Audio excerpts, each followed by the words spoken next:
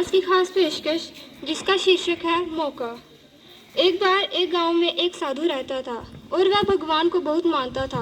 वो लगातार एक पेड़ के नीचे बैठकर भगवान की तपस्या करता रहता था। गांव के सभी लोग उसकी बहुत इज्जत करते थे। और फिर तभी एक बार उस गांव में बहुत तेज बाढ़ आ गई। कई हर तरफ लोग इधर उधर भागने लगे। तभी सभी लोगों ने देखा कि वो साधु अभी भी उसी पेड़ के नीचे बैठकर तपस्या कर रहा है। तभी एक आदमी उसके पास आया और उनसे कहा कि चलो यहाँ से भाग चलें।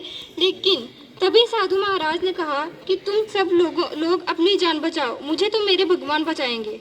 पानी का जो लेवल था वो धीरे धीरे ऊपर बढ़ने लगा, लेकिन साधु अपनी जगह से हिला तक नहीं।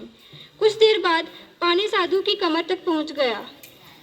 तभी साधु के पास एक नाव आई और नाव में बैठे हुए आदमी ने उससे नाव में आने को कहा, लेकिन साधु ने फिर यही कहा कि तुम जाओ, मुझे मेरे भगवान बचा लेंगे। पानी का जो लेवल था वो बढ़ता ही जा रहा था और तभी साधु एक पेड़ पर चढ़ गए और वहां पर फिर एक आखिरी हेलीकॉप्टर आया और उस हेलीकॉप्टर में बैठे आदमी ने उन साधु से कहा कि तुम ऊपर आ जाओ और यहाँ से चलो। लेकिन साधु ने फिर कहा कि तुम यहाँ से जाओ, मुझे तो मेरे भगवान बचा लेंगे। कुछ देर बाद पानी का बहाव इतना तेज हो गया कि उस साधु की मौत हो गई।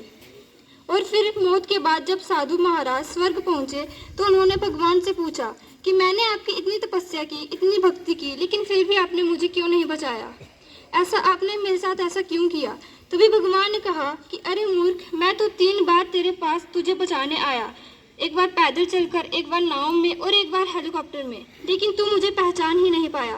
तेरे पास 3 मौके थे अपनी जिंदगी को बचाने के लिए और वो तीनों मौके तूने गवा दिए। उस साधु की तरह हम सबकी जिंदगी में भी कई सारे मौके मिलते हैं, लेकिन हम सही समय पर सही निर्णय नहीं ले पाते और एक बार कोई मौका हाथ से चला गया तो उसके बाद पछताने के सिवाय हमारे पास दूसरा कोई रास्ता नहीं होता।